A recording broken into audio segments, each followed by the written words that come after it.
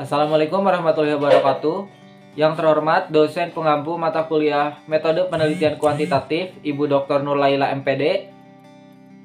Izinkan saya di sini Luki Amani selaku moderator dari kelompok 5 akan memimpin jalannya presentasi mengenai tentang uji validitas dan reliabilitas instrumen penelitian. Namun sebelum ke sesi pemaparan materi, saya ingin memperkenalkan terlebih dahulu rekan-rekan saya di kelompok 5. Yang pertama ada Tasya Tresnasi, yang kedua ada Yesita Sera, yang ketiga ada Nadia Amalia, yang keempat ada Siva Silvana Puspita Rahayu, dan yang terakhir saya sendiri. Baik, mungkin untuk mempersingkat waktu, saya persilakan kepada rekan-rekan saya untuk memaparkan materinya. Assalamualaikum warahmatullahi wabarakatuh. Perkenalkan, nama saya Yesita Sera dengan NPM 2021030409. Di video kali ini, saya akan mempresentasikan materi mengenai pengertian validasi dan macam-macam validasi. Validasi adalah suatu ukuran yang dapat menunjukkan tingkat kepastian atau keaslian suatu instrumen. Instrumen yang valid itu mempunyai tingkat validasi yang tinggi tentunya.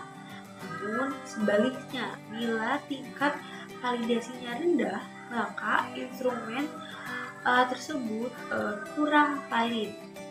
Sebuah instrumen valid apabila mampu mengukur apa yang hendak diukur atau apa yang hendak digapai.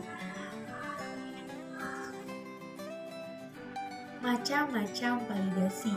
Macam-macam validasi terbagi menjadi 3. Yang pertama ada validasi isi. Validasi isi adalah suatu konsep yang harus dikembangkan indikator-indikatornya. Dengan adanya indikator dari setiap konsep, tentunya akan nampak dalam memudahkan menetapkan cara pengukuran. Untuk variabelnya sendiri tentunya dimungkinkan untuk menggunakan alat ukur yang beraneka ragam. Terdapat cara-cara untuk menetapkan indikator suatu konsep dapat dilakukan dengan 2 cara, yaitu yang pertama ada menggunakan pemahaman atau logika berpikir atas dasar teori pengetahuan ilmiah. Kedua, ada menggunakan pengalaman empiris, yakni apa yang terjadi dalam kehidupan sehari-hari atau kehidupan nyata.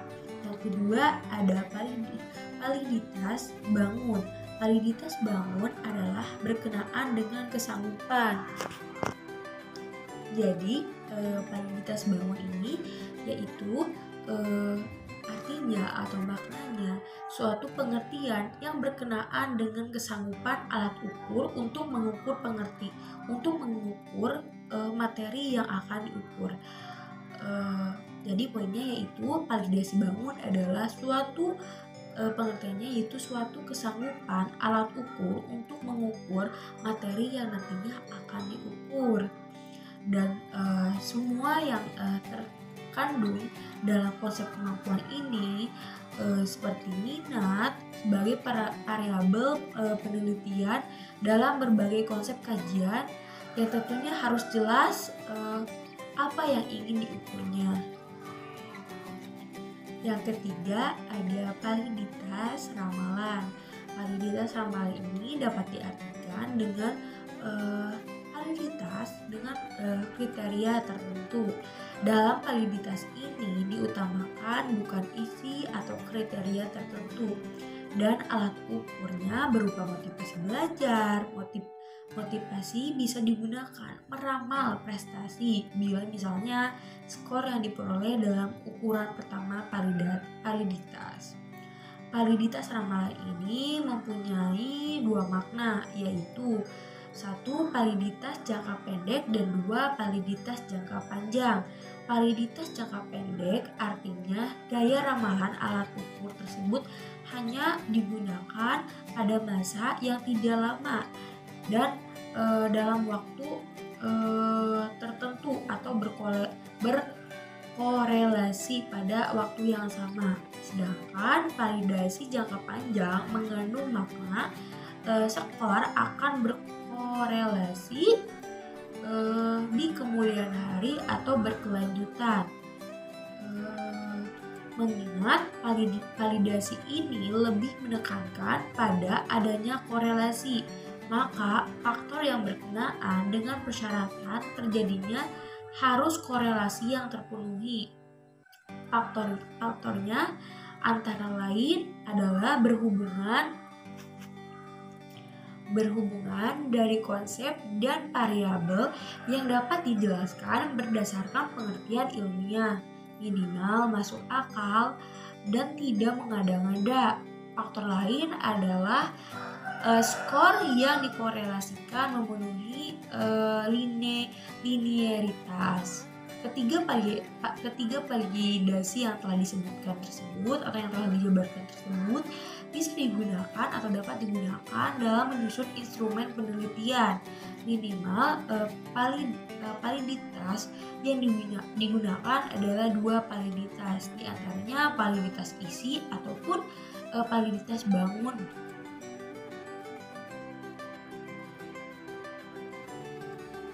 Baik, untuk selanjutnya di sini saya akan menjelaskan mengenai pengertian reliabilitas, di mana reliabilitas di sini merujuk pada sesuatu pengertian bahwa suatu instrumen dapat dipercaya untuk digunakan sebagai alat pengumpul data karena instrumen tersebut sudah dianggap baik. Instrumen yang baik tidak mungkin bersifat tendensius atau bisa disebut dengan mengarah responden untuk memilih jawaban-jawaban tertentu. Reliable artinya dapat dipercaya, juga dapat diandalkan, sehingga beberapa kali diulang pun hasilnya akan tetap sama atau konsisten. Pengujian reliabilitas dapat dilakukan secara eksternal, contohnya stability, tes riset, equivalen, atau gabungan keduanya. Dan secara internal pun bisa, dengan contohnya analisis konsistensi butir-butir yang ada pada instrumen. Selanjutnya di sini saya juga akan menjelaskan mengenai macam-macam reliabilitas. Yang pertama ada reliabilitas konsistensi tanggapan. Nah, reliabilitas ini merupakan suatu responden mempersoalkan apakah tanggapan responden terhadap tes tersebut sudah baik atau konsisten. Nah, dalam hal ini penguji melaksanakan pengetesan 2 kali guna untuk melihat apakah hasil tes yang kedua itu sama hasilnya dengan tes yang pertama. Pengetesan itu bisa berupa objeknya yang sama atau 2 tes yang itemnya setara. Nah, untuk macam-macam reliabilitas yang kedua yaitu adalah reliabilitas konsistensi gabungan item, di mana reliabilitas ini berdasarkan dengan kemantapan atau konsistensi antara item-item suatu tes. Hal ini bisa diungkapkan dengan pertanyaan apakah terhadap objek ukur yang sama. Jika bagian objek ukur yang sama, hasil ukur antara satu item dengan item yang lain itu tidak konsisten, maka pengukurannya dengan itu tidak reliable dan tidak digunakan untuk mengungkap ciri atau keadaan yang sesungguhnya. Terdapat 3 mekanisme untuk memeriksa reliabilitas tanggapan responden terhadap tes, yaitu yang pertama, teknik tes retest. Nah, teknik tes retest ini merupakan pengkonsistensian 2 kali dengan menggunakan suatu tes yang sama dalam waktu yang berbeda. Yang kedua ada teknik belah 2, di mana teknik belah 2 ini merupakan pengukuran yang dilakukan 2 kelompok item yang setara pada saat yang sama, karena setiap kelompok item merupakan separuh dari seluruh tes. Nah, yang ketiga ada bentuk ekivalen, di mana bentuk ekivalen di sini merupakan pengukuran yang dilakukan 2 tes yang dibuat setara kemudian diberikan kepada responden dalam waktu yang bersamaan. Nah, skor dari 2 kelompok ini tes tersebut dikolerasikan untuk mendapatkan reliabilitas tes. Baik, selanjutnya saya akan menjelaskan mengenai tentang tujuan validitas, reliabilitas, dan pelaksanaan. Uji validitas merupakan keadaan yang menggambarkan apakah instrumen yang kita gunakan mampu mengukur apa yang akan kita ukur. hasil yang diperoleh dari uji validitas adalah suatu instrumen yang valid atau sah. Tingkat validitas yang tinggi adalah yang terbaik. Sebaliknya, suatu instrumen yang memiliki validitas rendah merupakan instrumen yang kurang baik atau tidak direkomendasikan, bahkan sebaiknya dikeluarkan dari kelompok indikator. Validitas dalam penelitian menyatakan derajat ketetapan alat ukur penelitian terhadap isi sebenarnya yang diukur. Uji validitas adalah uji yang digunakan untuk menunjukkan sejauh mana alat ukur yang digunakan dalam suatu mengukur apa yang diukur. Menurut Ghazali pada 2009 menyatakan bahwa uji validitas digunakan untuk mengukur yang sah atau paling tidaknya suatu kuesioner. Suatu kuesioner dikatakan valid jika pertanyaan pada kuesioner mampu untuk mengungkapkan sesuatu yang akan diukur oleh kuesioner tersebut. Suatu tes dapat dikatakan memiliki validitas yang tinggi jika tes tersebut menjalankan fungsi ukurnya atau memberikan hasil ukur yang tepat dan akurat sesuai dengan maksud dikenakannya tes tersebut. Suatu tes menghasilkan data yang tidak relevan dengan tujuan diadakannya pengukuran dikatakan sebagai tes yang memiliki validitas rendah. Uji reliabilitas bertujuan untuk mengukur sesuatu yang seharusnya dibutuhkan alat ukur yang paling tidak memiliki tingkat perubahan yang kecil dari waktu ke waktu. Reliabilitas diartikan indeks yang menunjukkan sejauh mana suatu alat pengukur dapat dipercaya atau dapat diandalkan. Itu menurut pendapat Singarimbun pada tahun 1989. Jadi, tujuan pengujian validitas dan reliabilitas adalah untuk meyakinkan bahwa kuesioner yang kita susun akan benar-benar baik dalam mengukur gejala dan menghasilkan data yang valid. Penggunaan pengujian reliabilitas oleh peneliti adalah untuk menilai konsistensi pada objek dan data, apakah instrumen yang digunakan beberapa kali untuk mengukur objek yang sama akan menghasilkan data yang sama. Baik, terima kasih kepada moderator yang telah mempersilahkan saya untuk menjelaskan materi yang selanjutnya, yaitu mengenai pelaksanaan uji validitas dan reliabilitas. Yang pertama yaitu uji validitas. Sebagai awalan, sebelum melakukan uji validitas menggunakan SPSS, mari kita mengenal uji validitas secara teorinya terlebih dahulu. Hal ini harus kita pahami bersama agar kita ini mengetahui apa maksudnya dilakukan uji validitas. Uji validitas merupakan uji yang berfungsi untuk melihat apakah suatu alat ukur tersebut valid ataupun sahih ataupun tidak valid. Nah, alat ukur yang dimaksud di sini merupakan pertanyaan-pertanyaan yang ada di dalam kuesioner. Suatu kuesioner dikatakan valid ataupun tidaknya jika pertanyaan tersebut pada kuesioner ini dapat mengungkapkannya. Sesuatu ini yang diukur oleh kuesioner. Salah satu contohnya yaitu misalkan kita ingin mengukur kinerja karyawan. Nah, untuk melihat tingkat kinerja karyawan tersebut diberi 5 pertanyaan. Nah, maka dari 5 pertanyaan tersebut ini harus tepat mengungkapkan bagaimana kinerja karyawannya. Nah, dalam uji pengukuran validitas ini terdapat 2 macam, yaitu yang pertama mengkorelasikan antar skor butir pertanyaan ataupun item dengan total itemnya. Yang kedua yaitu mengkorelasikan antar masing-masing skornya, indikator item dengan total skor konstruknya. Langkah melakukan uji validitas. Nah, sekarang kita sudah masuk ke pembahasan yang selanjutnya, yaitu pengujian menggunakan SPSS. Nah, untuk contoh pelaksanaannya yaitu menggunakan SPSS. Adapun untuk langkah-langkah pengujiannya yaitu yang pertama, buka aplikasi SPSS. Silakan atur format yang ada di variable view, sesuaikan juga dengan kriteria yang ada di data kita.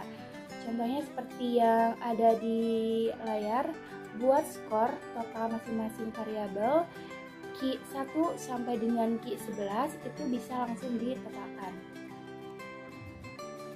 Nah, langkah yang kedua yaitu selanjutnya kita akan mencari nilai R statistik atau R hitung. Nah, caranya dengan klik analyze, lanjut ke correlate, dan ke bivariate. Nah, maka selanjutnya itu akan muncul kotak dialognya. Langkah yang ketiga yaitu selanjutnya kita mencari nilai total dari variabel X.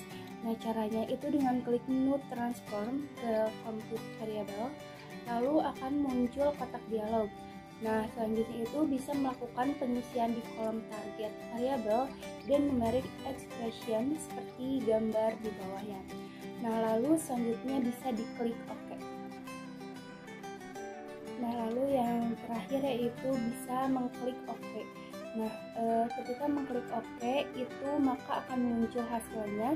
Nah, perhatikan pada kolom correlation, nilai itu akan menjadi nilai uji kita pada nilai kolom yang paling bawah di bagian total X1 totalnya, yaitu version correlation.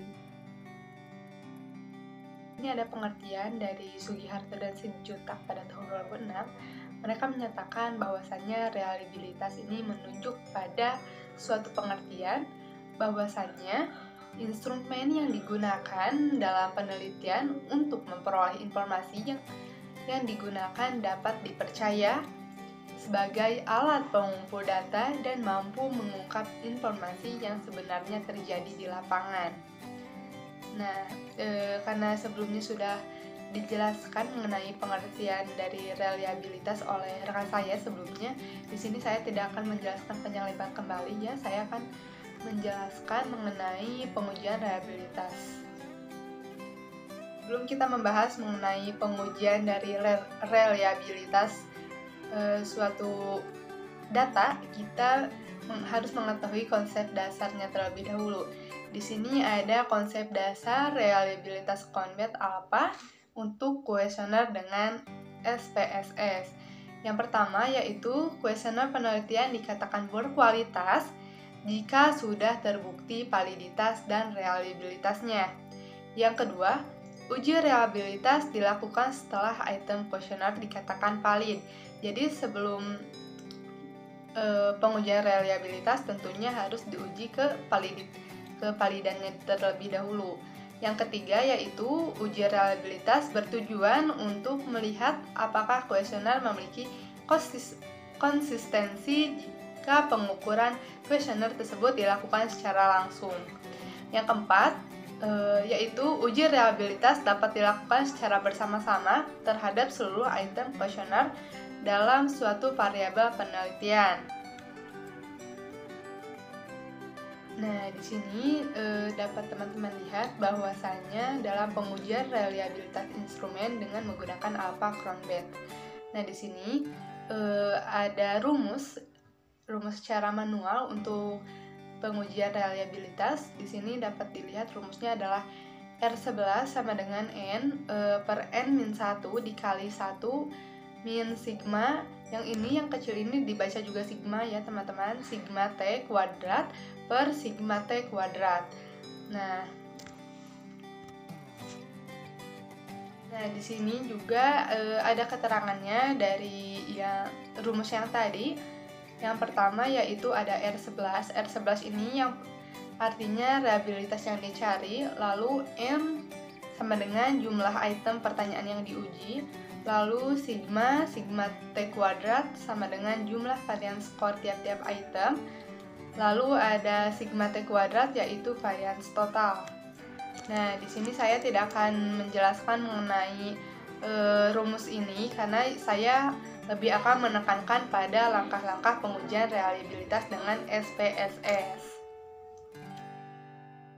Kalau teman-teman masuk ke halaman SPSS yang tadi, teman-teman jika sudah mempunyai data yang valid, teman-teman bisa langsung mengklik bagian analisis di atas, lalu klik scale, lalu klik reliability analysis.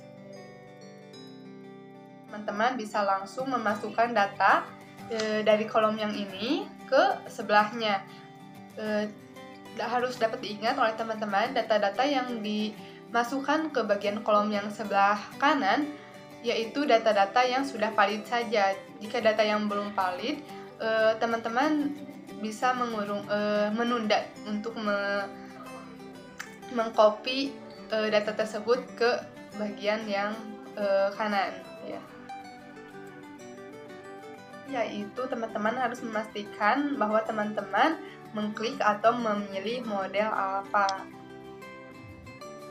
Yang keempat yaitu teman-teman langsung saja mengklik OK atau setuju, ya. Kita ke langkah yang terakhir, kita juga harus mengetahui dasar pengambilan uji reliabilitas Convet Alpha. Jadi menurut Wiratna Sujarweni pada tahun 2014, kuesioner dikatakan reliable jika nilai Convet Alpha-nya lebih dari 0,6. Kita lihat data kita apakah lebih dari 0,6 atau tidak, ya. Baik, dapat disimpulkan bahwa instrumen yang akan digunakan dalam penelitian haruslah diuji, validitaskan, dan direliabilitaskan terlebih dahulu agar mendapatkan hasil penelitian yang valid dan reliable. Pengujian validitas instrumen meliputi pengujian validitas konstruksi, pengujian validitas isi, dan pengujian validitas eksternal. Sedangkan pengujian reliabilitas instrumen dapat berupa tes retest, ekuivalen, dan gabungan. Jadi, pengujian validitas dan reliabilitas sendiri bertujuan untuk meyakinkan bahwa kuesioner yang kita susun akan benar-benar baik dalam mengukur gejala dan menghasilkan data yang valid. Penggunaan pengujian reliabilitas oleh peneliti adalah untuk menilai konsistensi pada objek dan data, apakah instrumen yang digunakan beberapa kali untuk mengukur objek yang sama akan menghasilkan data yang sama. Baik, mungkin itu pemaparan materi dari kelompok 5. Mohon maaf apabila terdapat kesalahan atau kekeliruan dalam penyampaiannya karena kami masih dalam tahap pembelajaran. Terima kasih atas perhatiannya. Assalamualaikum warahmatullahi wabarakatuh.